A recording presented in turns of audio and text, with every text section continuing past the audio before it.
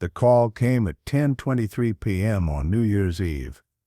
I was in my study, reviewing case files from my FBI days old habit, keeping my mind sharp 2 years into retirement, when my phone vibrated across the desk.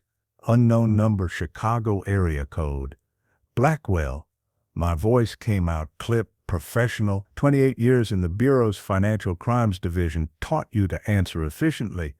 Mr. Blackwell? Thaddeus Blackwell? The voice was male, young, anxious. Speaking. Who's this? My name is Hector Reyes. I'm security at Union Station, sir. I have an elderly gentleman here who says he's your uncle, Cornelius Blackwell. My blood went cold. Neil? What's he doing at Union Station? That's what I'm trying to figure out, sir. He's been here since about 4 p.m. Says his nephew Damien brought him here. Told him to use the restroom. Said he'd wait in the car. That was over 6 hours ago.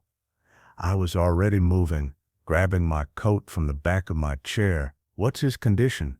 He's okay, but sir, it's 8 below zero outside. There's a blizzard. He's been sitting in the waiting area, but he's confused, keeps watching the doors. He finally let me call someone, gave me your number, said you'd understand what happened.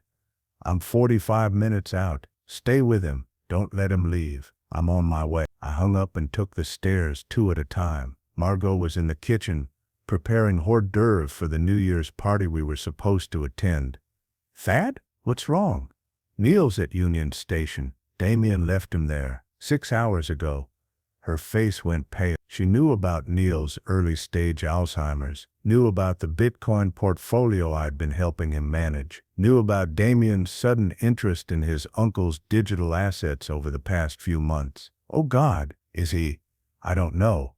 I need to go. I'm coming with you. Stay with Emma and Lucas. I'll call when I know more.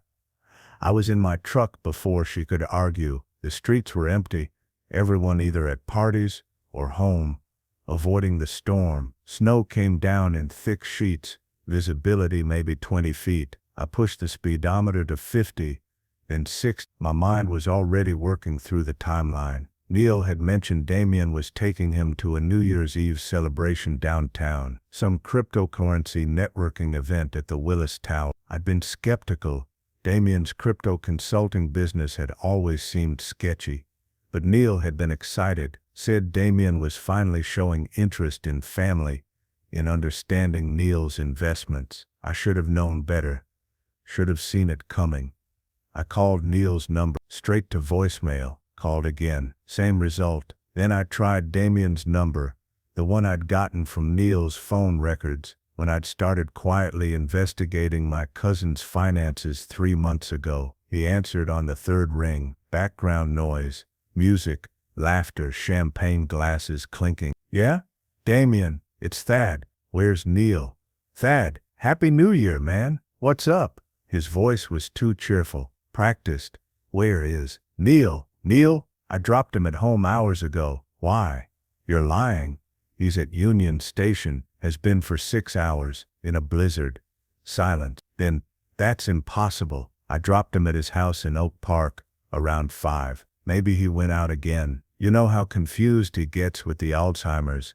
Neil doesn't drive anymore. You know that, and his cognitive function is fine. Stop lying and tell me what happened. Look, I don't know what to tell you. If he's at Union Station, he must have taken a cab or something. That's not on me. The coldness in his voice was worse than the denial. This wasn't confusion or panic. This was calculation.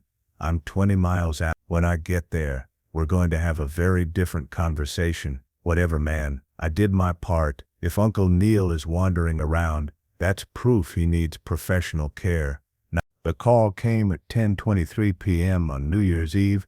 I was in my study, reviewing case files from my FBI days old habit, keeping my mind sharp 2 years into retirement, when my phone vibrated across the desk.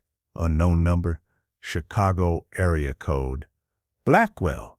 My voice came out clip, professional. 28 years in the Bureau's Financial Crimes Division taught you to answer efficiently. Mr. Blackwell, Thaddeus Blackwell. The voice was male, young, anxious. Speaking. Who's this? My name is Hector Reyes.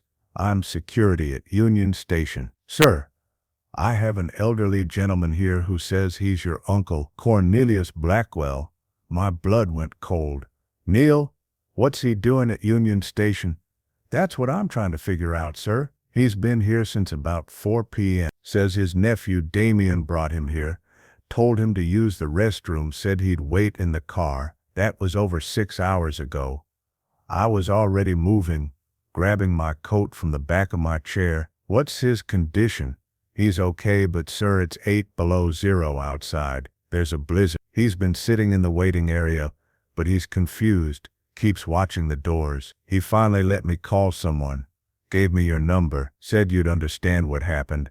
I'm 45 minutes out. Stay with him. Don't let him leave. I'm on my way. I hung up and took the stairs 2 at a time. Margot was in the kitchen, preparing hors d'oeuvre for the New Year's party we were supposed to attend. Thad, what's wrong? Neil's at Union Station. Damien left him there 6 hours ago. Her face went pale. She knew about Neil's early-stage Alzheimer's, knew about the Bitcoin portfolio I'd been helping him manage, knew about Damien's sudden interest in his uncle's digital assets over the past few months. Oh God, is he? I don't know. I need to go. I'm coming with you. Stay with Emma and Lucas. I'll call when I know more. I was in my truck before she could argue. The streets were empty. Everyone either at parties or home, avoiding the storm. Snow came down in thick sheets. Visibility, maybe 20 feet. I pushed the speedometer to 50, then 60. My mind was already working through the timeline. Neil had mentioned Damien was taking him to a New Year's Eve celebration downtown, some cryptocurrency networking event at the Willis Tower. I'd been skeptical. Damien's crypto consulting business had always seemed sketchy, but Neil had been excited. Said Damien was finally showing interest in family, in understanding Neil's investments. I should have known better, should have seen it coming. I called Neil's number, straight to voicemail, called again, same result. Then I tried Damien's number, the one I'd gotten from Neil's phone records when I'd started quietly investigating my cousin's finances 3 months ago. He answered on the third ring. Background noise, music, laughter, champagne glasses clinking. Yeah? Damien, it's Thad. Where's Neil? Thad, Happy New Year, man. What's up? His voice was too cheerful. Practiced. Where is Neil? Neil, I dropped him at home hours ago. Why? You're lying. He's at Union Station, has been for 6 hours, in a blizzard. Silence. Then, that's impossible. I dropped him at his house in Oak Park, around 5. Maybe he went out again. You know how confused he gets with the Alzheimer's. Neil doesn't drive anymore. You know that, and his cognitive function is fine. Stop lying and tell me what happened. Look, I don't know what to tell you. If he's at Union Station, he must have taken a cab or something. That's not on me. The coldness in his voice was worse than the denial. This wasn't confusion or panic. This was calculation. I'm 20 miles out. When I get there, we're going to have a very different conversation. Whatever, man. I did my part. If Uncle Neil is wandering around, that's proof he needs professional care. Now, Dr. Anjali Kapoor met us at intake, a neurologist I'd worked with on a Medicare fraud case 5 years ago. Sharp, thorough, and now she was looking at Neil with clinical concern mixed with anger. Mr. Blackwell, I need to run a full assessment, cognitive function, core temperature, medication levels. This will take a few hours. Document everything, I told her. Every symptom, every measurement, complete medical record. She understood immediately. I'll be thorough. While they took Neil back for evaluation, I sat in the waiting room and pulled out my phone. Started making calls. First, Whitman Cross, the estate attorney I'd consulted when I first started suspecting Damien. He answered on the second ring, sounding annoyed. Thad, it's New Year's Eve. This better be. Damien abandoned Neil at Union Station, left him in sub-zero temperatures for 6 hours. Attempted murder. Silence. Then his voice changed completely. Where are you? Northwestern Memorial. They're evaluating Neil now. I'll be there in 30 minutes. Don't talk to anyone else. Don't post on social media. Don't call Damien back. Just wait for me. Second call, Detective Raymond Cole, Chicago PD Financial Crimes Unit. We'd worked together on a Ponzi scheme case in 2019. Ray, it's Thad Blackwell. Blackwell, Happy New Year. You coming back to the Bureau? We miss you. I need to report attempted murder and financial elder abuse. His tone shifted instantly. Talk to me.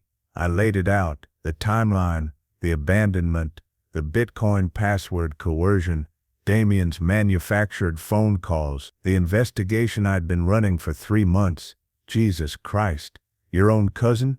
Evidence doesn't care about family. Send me everything you have. I'll start a file tonight. Third call, Iris Montgomery, forensic accountant, best in Chicago, maybe best in the country. I'd hired her 2 months ago when my preliminary investigation into Damien's finances raised red flags. Iris, how far along are you with the Damien Blackwell audit? 80% complete. Why? What happened? He just tried to kill my uncle. I need the full report by tomorrow morning. Thad, everything. Every fraudulent transaction. Every fake NFT project. Every dollar he stole. I want it airtight. You'll have it by 8 a.m. I hung up and sat in the harsh fluorescent lighting of the ER waiting room. Around me a few drunk people waited for treatment. A woman with a sick child. The usual New Year's Eve casualties. My phone buzzed. Text from Damien. Heard you picked up Uncle Neil. Hope he's okay. Maybe time to talk about proper care facility. I screenshot the message, forwarded it to Detective Cole in Whitman Cross, then blocked Damien's number. He just provided written evidence that he knew Neil had been abandoned and was already trying to spin it as proof of incompetence. Mistake number 1. Dr. Kapoor emerged 2 hours later. Whitman Cross had arrived by then, sitting beside me with a legal pad covered in notes. Mr. Blackwell, she addressed me formally, aware of the legal implications. Your uncle's condition has been fully documented. Core temperature was 94 degrees Fahrenheit when he arrived. Mild hypothermia. He's been rewarmed using standard protocols. His Alzheimer's medication was 8 hours overdue, which caused increased confusion and anxiety. We've administered his regular dosage. Cognitive function. That's the interesting part. She pulled out a tablet, showed me test results. I ran a complete cognitive battery. Mr. Blackwell solved complex mathematical proofs, recalled detailed memories, demonstrated executive function well above average for his age. His Alzheimer's is extremely early stage, barely detectable. Any confusion tonight was purely from hypothermia and medication interruption, not cognitive decline. If this story reminded you of the injustices you've seen, follow the channel and turn on notifications. Because wherever justice is delayed, a new revenge story begins. Whitman was already writing. Will you testify to that? Dr. Kapoor looked at him, then at me, understanding the implication. If this is going where I think it's going, yes, I'll testify that Cornelius Blackwell has full mental capacity and any claims otherwise are fraudulent. Thank you, I said quietly. There's more. She pulled up photos on her tablet. Mr. Blackwell has bruising on his upper arm, pressure marks consistent with being grabbed forcefully. He says his nephew grabbed him during an argument about digital asset passwords earlier today. She turned the tablet toward us. Clear finger marks, 4 on the outer arm, thumb on the inner arm. Someone had grabbed Neil hard enough to leave marks that would last days. Whitman photographed the screen. Assault documentation. Complete medical report will be ready in the morning, Dr. Kapoor said. Every detail, every measurement, every photograph. I'm flagging this as suspected elder abuse. The hospital is required to report to Adult Protective Services. Good, I said. Let them investigate too. After Dr. Kapoor left, Whitman turned to me. You've been planning this, the investigation, the documentation, all of it. I've been watching Damien for 3 months.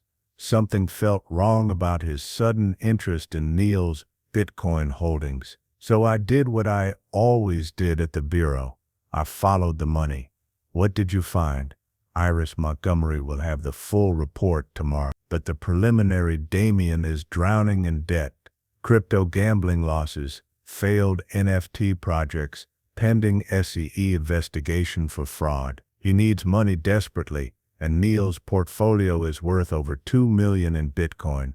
Whitman wrote faster. Motive established, not just motive, premeditation. 2 weeks ago, Damien inquired about expedited probate procedures in Illinois, asked how quickly an estate could be settled if the deceased had a will. He was researching what to do after Neil died, or after he killed him. I pulled out my phone, showed Whitman the screenshots I'd taken from Damien's Instagram 2 hours ago, posted at 9:47 p.m., just as Neil sat freezing at Union Station. The photo showed Damien and Serena at a rooftop party, champagne glasses raised, city lights behind them. Caption: New Year, New Beginnings, Blessed, Crypto Life, 2024 Goals. Posted while his uncle was abandoned in a blizzard. Whitman said quietly, "That's consciousness of guilt. That's evidence." A nurse appeared. "Mr. Blackwell, your uncle is asking for you." I found Neil in a private room, sitting up in bed, wearing a hospital gown, but looking more like himself, alert, focused, angry.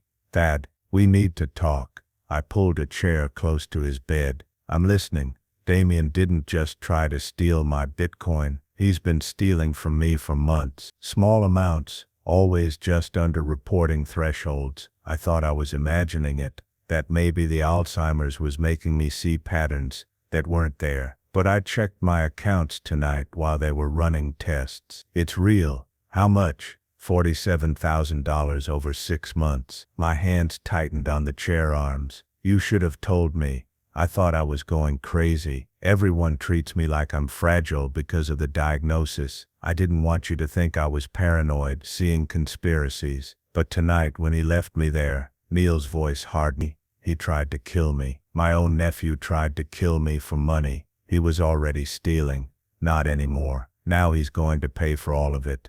"Good." Neil met my eyes. "I want him destroyed, not just arrested. Destroyed. Can you do that?"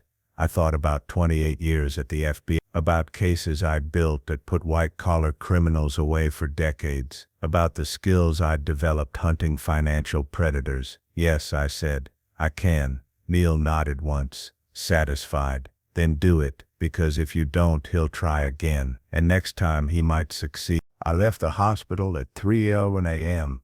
The blizzard had passed, leaving Chicago buried under 2 feet of fresh snow. The city looked clean, innocent, deceptive. Whitman Cross walked me to my truck.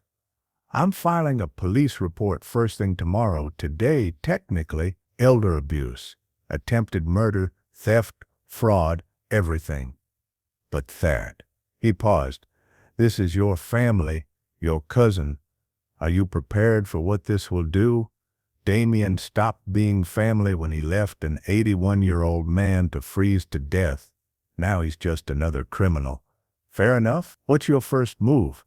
"I'm going to do what I did at the Bureau, build an airtight case, gather evidence, cut off every escape route, and when I'm ready, I'm going to watch him lose everything." "And Serena?" I thought about the Instagram post, about the research Iris had done into Damien's fiancée, the fake life coaching credentials, the purchased Instagram followers, the sponsorship fraud. "She's complicit. She gets destroyed too." Whitman shook his head, but he was smiling grimly. "Remind me never to cross you. Just remember this when your retainer bill comes due." I drove home through empty streets. Everyone else was celebrating, counting down to midnight, kissing loved ones, making resolutions. I was planning a war. At home, Margot was waiting in the kitchen, coffee fresh. Emma and Lucas had gone to bed hours ago. How is he? Physically recovering, mentally furious. He wants Damien destroyed, And I'm going to give him what he wants. She studied my face for a long moment. You're going full FBI on this. Damien tried to murder my uncle for cryptocurrency. He's been stealing from him for months. He created a sophisticated plan involving manufactured evidence and researched probate procedures. This isn't family drama. This is attempted capital murder with financial motivation. So you treat it like a case. Exactly like a case. Evidence, documentation, systematic destruction of his defense. No emotion, no mercy, just consequences. Margot poured me coffee. What do you need from me? Medical testimony if it comes to trial. And maybe, I paused. Keep an eye on Emma and Lucas. If Damien gets desperate, I don't know what he'll do. You think he'd come after the kids? I think desperate people do desperate things. And I'm about to make him very desperate. I went to my study and opened my safe. Inside was a manila folder, 3 months of investigation into Damien Blackwell, bank records, crypto transactions, social media archives, witness statements from his business partners, SEC complaint filing. I'd started gathering this information when Neil first mentioned Damien's sudden interest in helping manage his Bitcoin portfolio. Something had felt wrong. The timing was too convenient. Damien had ignored Neil for years, then suddenly wanted to be involved in his finance. Old instincts had kicked in. I'd started watching, quietly, the way I used to watch suspects at the bureau, and now I had everything I needed. I spread the documents across my desk, organizing them into categories: financial crimes, fraud, theft, attempted murder, each section building on the last, creating an irrefutable narrative. My phone buzzed at 7:47 a.m. Email from Iris Montgomery. Subject line: Damien Blackwell, complete audit, urgent. I opened the attachment. 53 pages of financial devastation. Online gambling losses $180,000 across multiple crypto platforms. Failed NFT projects. Metaverse mansion. Collected $800,000 from investors. Delivered nothing. Currently subject of SEC fraud investigation. Fake coaching services. Serena Vale's life coaching business showed $200,000 in revenue, but client interviews revealed no actual services provided. Pure fraud. Credit cards maxed. $95,000 in debt across 7 cards, all defaulting. And the theft from Neil, $47,000 transferred in small increments over 6 months, always staying just under banking report thresholds. Total debt, $32,000. Total stolen $47,000 if you counted the NFT fraud, and Neil's Bitcoin portfolio, the one Damien wanted access to, was worth $1.8 million. The math was simple. Damien was drowning. Neil's death would solve all his problems, except now he'd failed, and I had all the evidence. I forwarded the report to Detective Cole Whitman Cross and Adult Protective Services. Then I opened a new document and started writing a timeline. Every interaction between Damien and Neil over the past 6 months, every request for financial information, every helpful suggestion about updating estate plans or optimizing crypto holdings, every small theft disguised as a transfer error. The pattern emerged clearly: deliberate, systematic, calculated.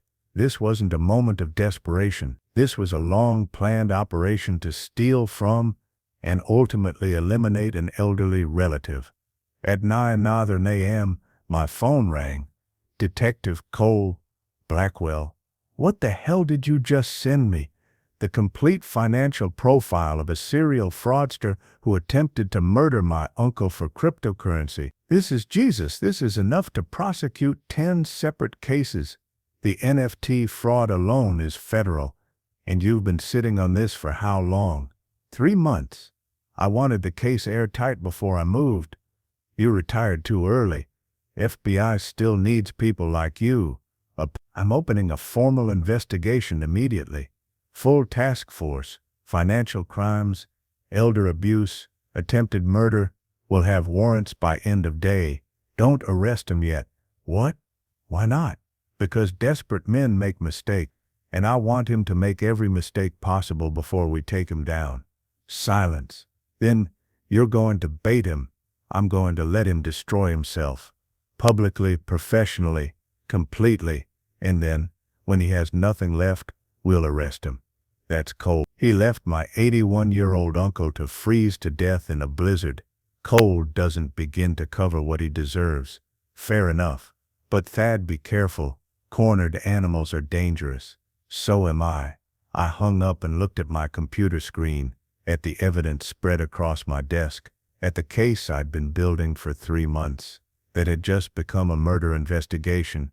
Damien had underestimated me, thought I was just a retired FBI agent, harmless, disconnected from the game. He was about to learn otherwise. My phone buzzed. Text from an unknown number. You can't prove anything, and Uncle Neil is clearly incompetent. Ask any doctor about Alzheimer's patients and confabulation. We'll see you in court. I smiled. Mistake number 2.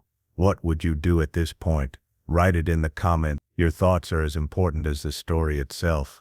I screenshot the text message, forwarded it to Detective Cole in Whitman Cross, then saved it in 3 separate locations. Evidence of Damien's consciousness of guilt, his knowledge of the abandonment, and his strategy to claim Neil was incompetent. The threat of a court battle was actually perfect. Let him file. Let him put his claims in writing. Every legal document he submitted would become evidence against him. My phone rang. Whitman Cross. Did you see the text? I'm looking at it now. He just admitted he knows about the incident and is already planning a competency defense. This is prosecutorial gold. What's our next move?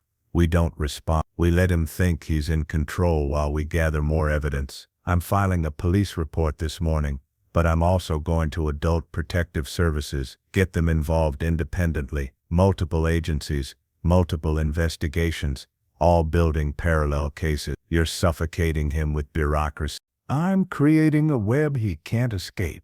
Every agency will find the same evidence, reach the same conclusions. No judge will dismiss that. After hanging up, I drove to Neil's house in Oak Park, a beautiful craftsman-style home he'd bought in 1975, now worth $1.2 million. The front door was unlocked. He'd given me a key years ago. Inside, everything was meticulously organized. Neil's mathematician brain required order, but I knew where to look for the chaos beneath. His home office, 2nd floor. I booted up his computer, password Cantor105, after his favorite mathematician, and started documenting bank accounts showing the systematic theft.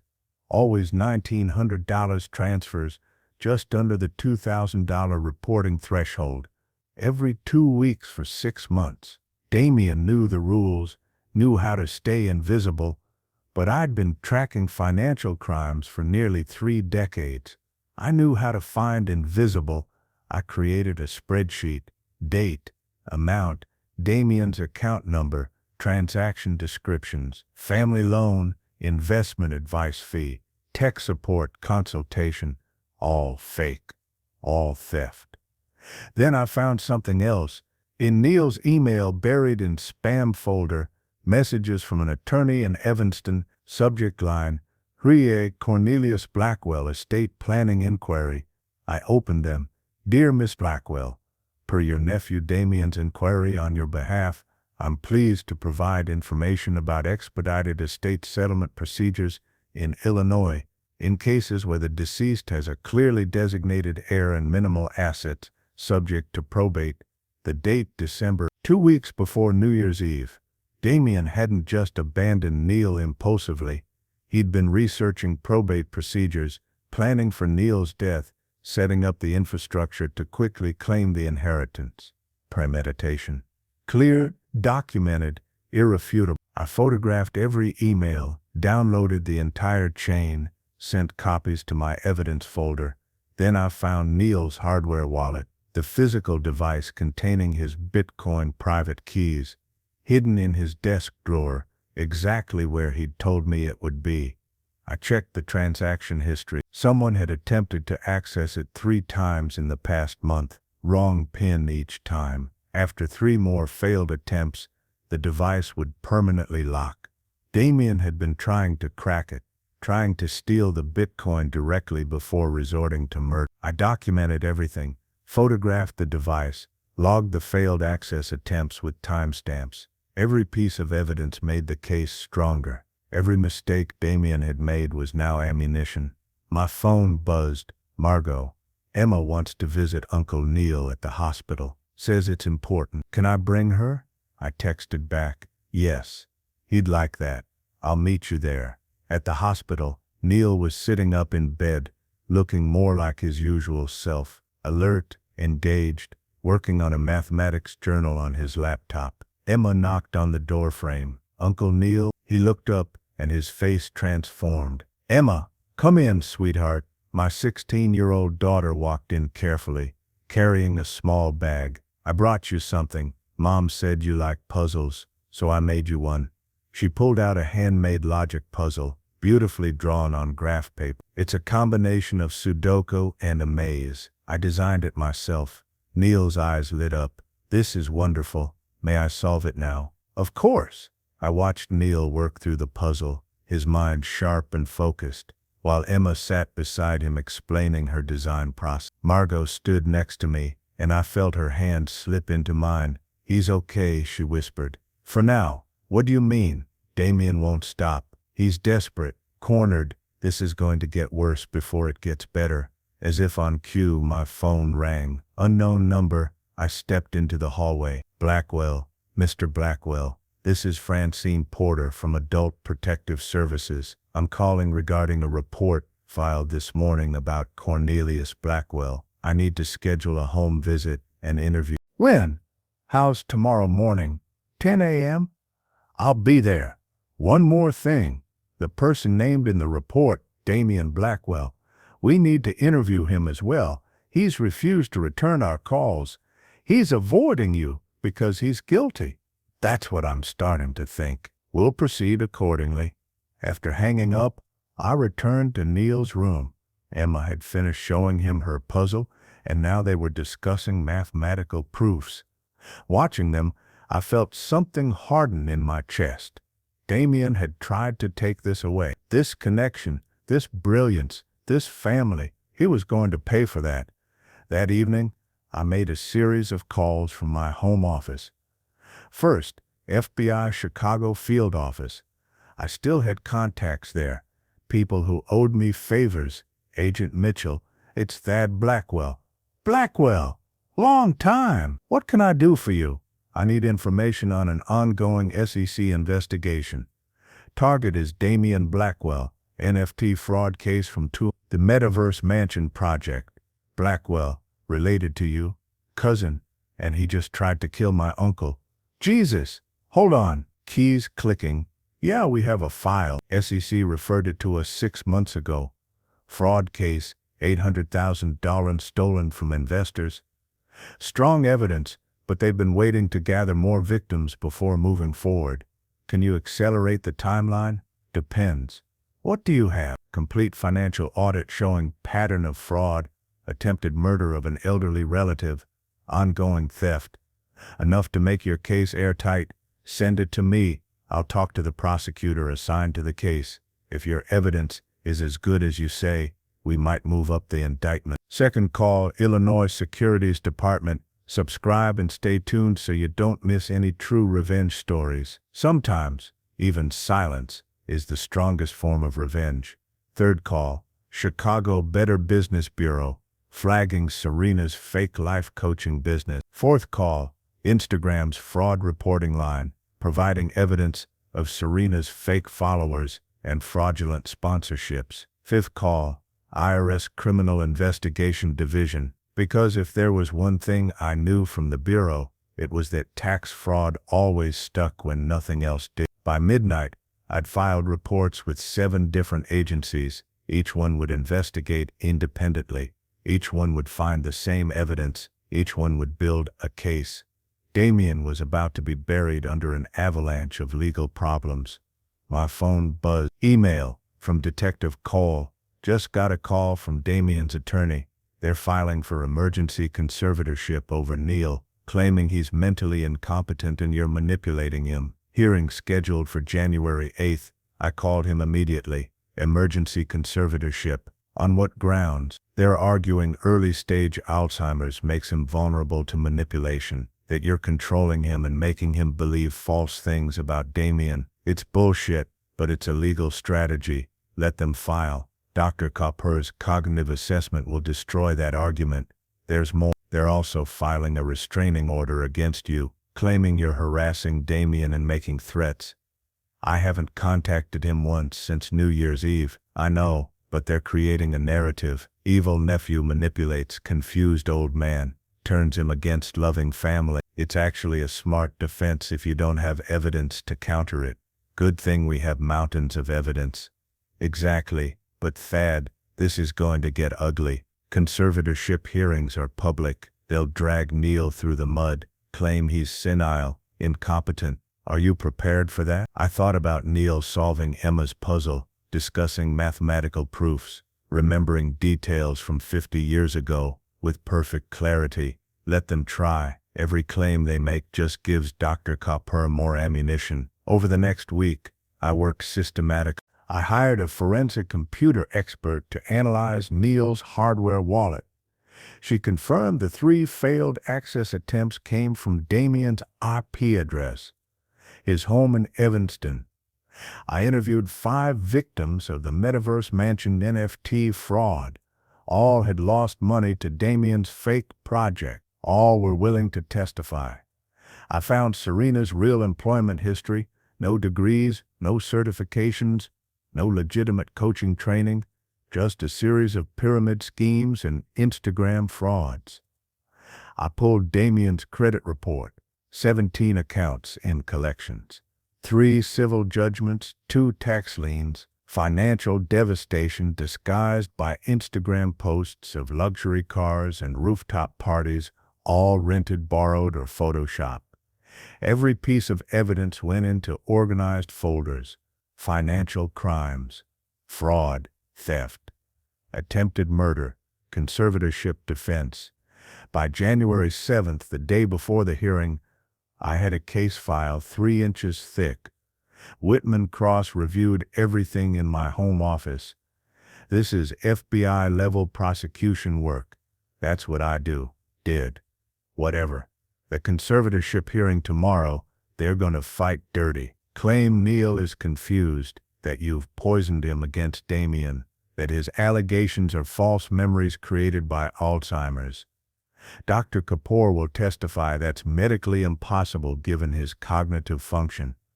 They'll bring their own expert, someone who'll say anything for money, then we'll expose that expert too. Whitman looked at me carefully. You're enjoying this? I'm not enjoying watching my uncle suffer, but I am enjoying watching a predator realize he's the one being hunted. The conservatorship hearing was at Cook County Courthouse January 8th. I arrived at 9 with Neil, Margot, Whitman Cross, and Dr. Kapoor. Damien was already there with Serena and his attorney, Preston Vale, expensive suit, practiced smile, the kind of lawyer who'd defend anyone for the right price. Thaddeus, Preston approached with false warmth. Perhaps we can settle this before the hearing. Families shouldn't fight in court. You're right. Families shouldn't try to murder each other for Bitcoin either. His smile didn't waver. That's a serious accusation. I hope you can prove it. I can, in detail, with documentation. We entered the courtroom, Judge Angela Morrison presiding, 20 years on the bench, specialized in elder law, fair, intelligent, took no bullshit. Preston presented their case first, painted Neil as a confused elderly man, suffering from Alzheimer's vulnerable to manipulation. He presented medical records showing Neil's diagnosis, argued that early-stage Alzheimer's patients often appeared competent while actually being vulnerable to false memories and outside influence. Cornelius Blackwell is being manipulated by his nephew Thaddeus, who has convinced him that his loving grandnephew Damien attempted some kind of elaborate murder plot. This is classic confabulation, the brain filling in gaps with false narrative. We're asking the court to appoint an independent conservator to protect Mr. Blackwell from further exploitation. Then Whitman Cross stood. Your Honor, we have 3 neurological experts who will testify that Mr. Blackwell's cognitive function is excellent. His Alzheimer's is extremely early stage, barely detectable. Any claims of confabulation or false memory are medically baseless. He presented Dr. Kapoor's report, along with 2 other neurologists who'd examined Neil over the past week at my request. Dr. Kapoor took the stand. I've treated hundreds of Alzheimer's patients over my career. Mr. Blackwell's cognitive function is in the 95th percentile for his age. He can solve complex mathematical proofs, recall detailed memories from decades ago, and demonstrates executive function that would be impressive in someone 40 years younger. There is 0 evidence of confabulation or false memory creation. Preston tried to cross-examine. But isn't it true that early-stage Alzheimer's patients can appear functional while actually being severely impaired? That's not how the disease works. Alzheimer's affects memory formation first, not reasoning or logic. Mr. Blackwell's logical reasoning is perfect. His memory of recent events is detailed and consistent. This is not a confused patient. This is a sharp mind in a body that's aging normally. Then Whitman called Neil to testify. My uncle walked to the stand with steady gait, took the oath, sat down calmly. Preston tried to paint him as confused, asking about dates, times, details designed to trip him up. Neil answered every question perfectly, recited the timeline of New Year's Eve with exact times, locations, conversations, explained his Bitcoin portfolio's technical details, blockchain addresses, transaction hashes, security protocols. Miss Blackwell, do you understand that your nephew Damien loves you and wants to help you? Damien left me at Union Station in a blizzard because I wouldn't give him my cryptocurrency passwords. That's not love. That's attempted murder. Isn't it possible you're misremembering? That perhaps you went to the station alone and became confused? I don't drive. I haven't driven in 3 years due to early-stage Alzheimer's affecting my spatial processing. The only way I could have gotten to Union Station was if someone drove me there. Damien drove me there, then he abandoned me. These are facts, not confusion. Preston tried a different angle. Mr. Blackwell, how much is your Bitcoin portfolio worth? Approximately $1.8 million at current market rates. And you believe your nephew wants to steal this money? He's already stolen $47,000 from my accounts over the past 6 months. He researched probate procedures 2 weeks before abandoning me. The pattern is clear. Do you have any proof of this alleged theft? Whitman stood. We do, Your Honor. Extensive documentation. He presented the bank records, the spreadsheet, the transaction history, every theft, every pattern, every piece of evidence. Then he dropped the hammer. We also have proof that Damien Blackwell researched expedited estate settlement procedures on December 18th, 2 weeks before the alleged abandonment. He presented the emails I'd found in Neil's account. Preston went pale. These emails are taken out of context. There's no context where researching probate procedures for someone who's still alive isn't suspicious. Your Honor. Judge Morrison studied the documents. Her expression hardened. Mr. Vale, does your client have an explanation for these emails? Preston whispered with Damien. Then, my client was simply helping his uncle with estate planning. Without his uncle's knowledge or consent, Judge Morrison's tone was sharp. These emails indicate Mr. Damien Blackwell was inquiring about estate settlement while Miss Cornelius Blackwell was still alive and never requested such assistance. It was meant as a surprise to help Uncle Cornelius prepare.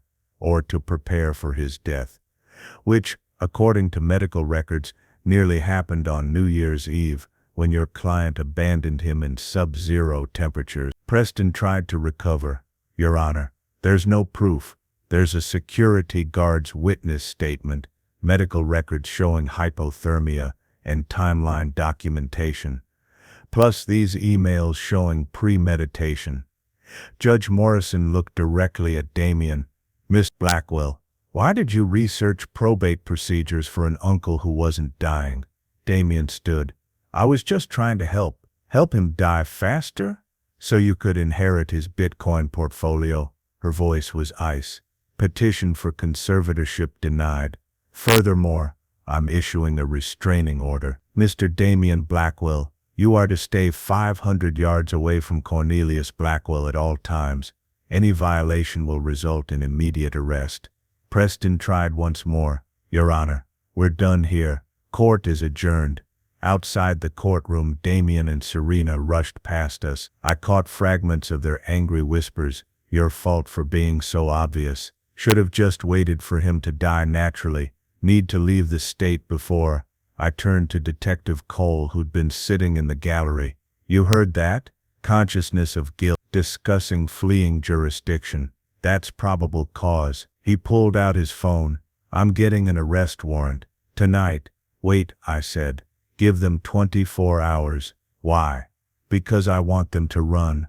I want them to make every possible mistake. Then when you arrest him, it'll be for everything at once. Cole smiled grimly. You're mean, Blackwell. I'm thorough. That evening, I set up monitoring. Not surveillance. That would be illegal. But public information monitoring. Social media, flight bookings, financial transactions, all the digital breadcrumbs people leave without thinking. Iris Montgomery helped. I'll track their accounts. If they try to move money or book flights, I'll know. At 11:47 p.m., Iris called. They just booked one-way flights to Cancun, leaving tomorrow morning 6 a.m. Let them book. Don't interfere. They're also trying to liquidate Damien's crypto holdings.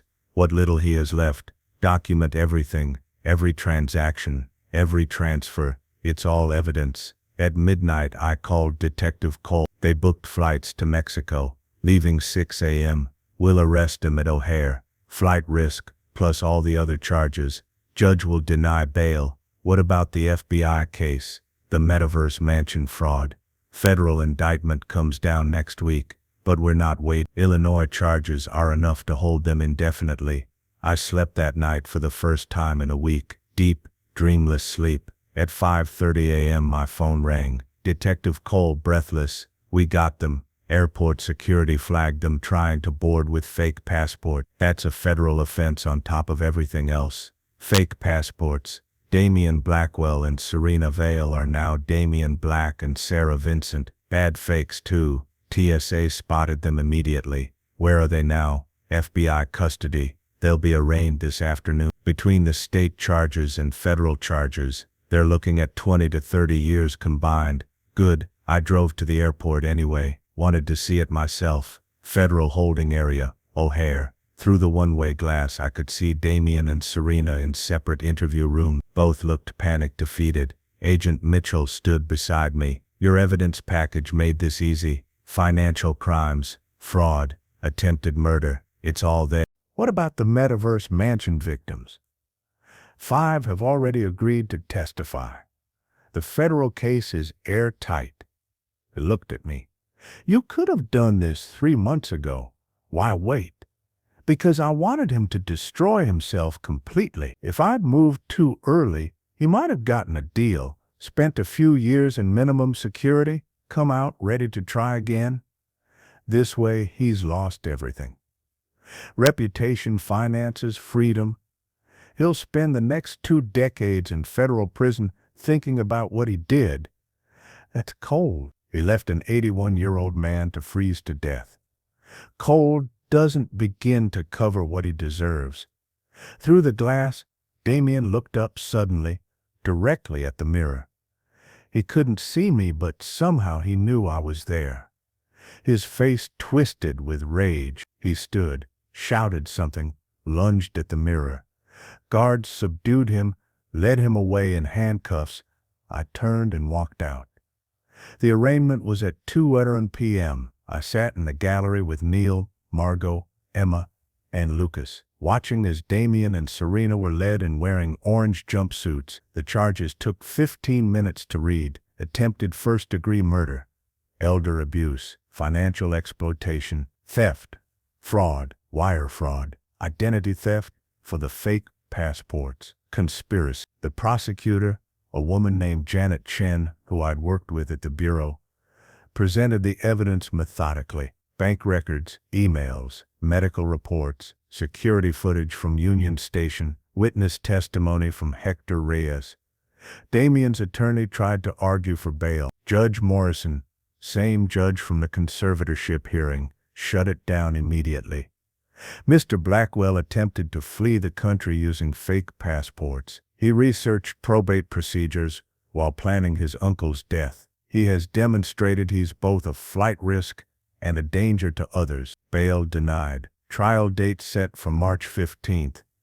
Damien's face went white. Serena started crying.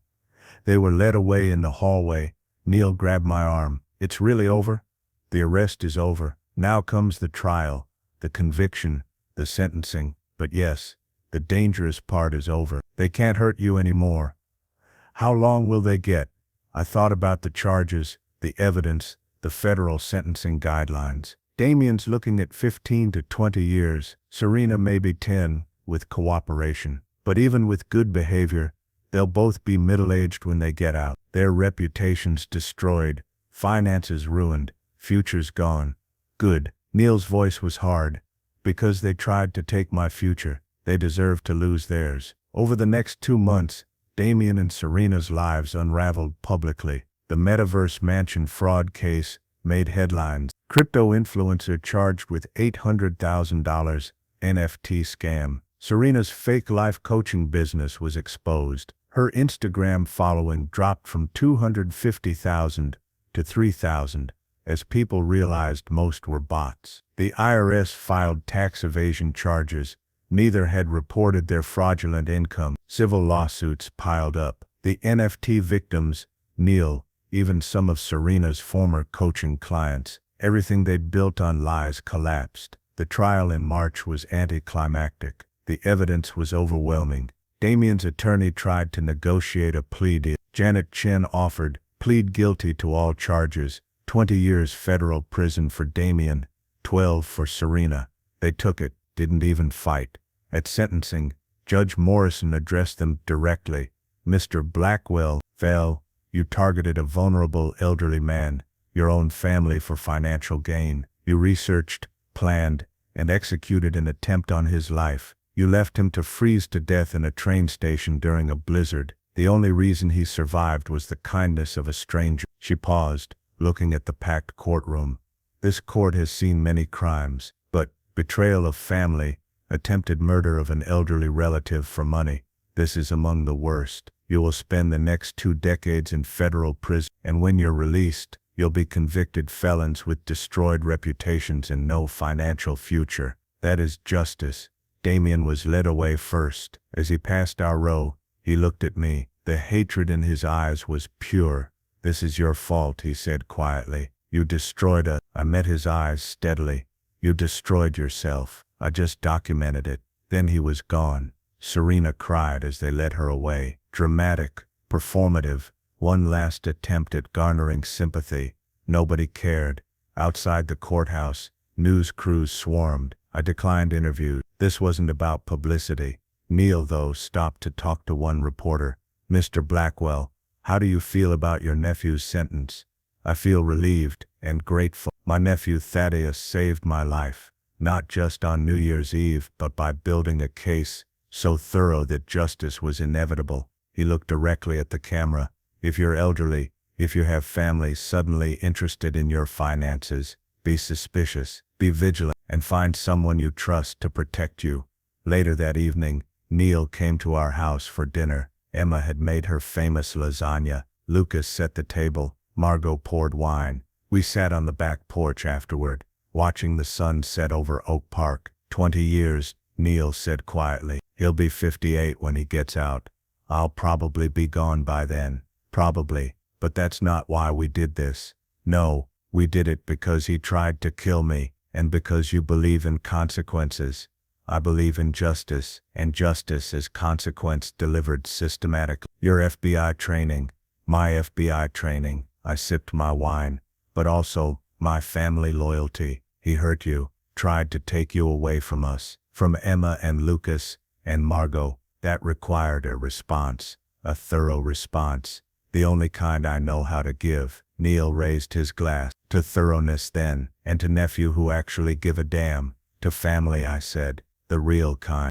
We clinked glasses as the sun sank below the horizon. Epilogue. 6 months later, Neil moved into our guest house.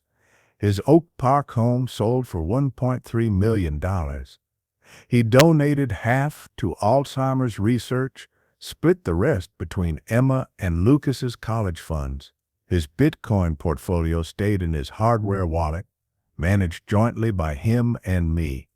We used the interest to fund a scholarship for mathematics students at Northwest. Emma started volunteering with Adult Protective Services, using her puzzle-making skills to create cognitive assessments for elderly patients. Lucas began studying criminal justice. I want to be like you, Dad. Find bad guys and make them pay. Margot continued her medical practice, but now specialized in elderly patient advocacy, and I came out of retirement. Consulting work for the FBI's Financial Crimes Division, cases involving elder abuse, fraud, exploitation. Because I'd learned something, that New Year's Eve family isn't always blood. Sometimes it's choice. Sometimes it's the people who show up when you're freezing at a train station. Sometimes it's the strangers who care more than relatives. But when family is blood, when it's real, when it's chosen consciously, you protect it thoroughly, systematically, without mercy for those who threaten it. Darman and Serena would spend the next 2 decades in federal prison thinking about what they'd done. Neil would spend his remaining years surrounded by people who actually loved him, and I'd spend mine making sure predators like Dominion faced consequences. That was justice. That was family. That was enough. The end. If you enjoyed this story, please like this video, subscribe to the channel, and share your thoughts in the comments. Click the box on the left to hear the next story. Thank you for watching.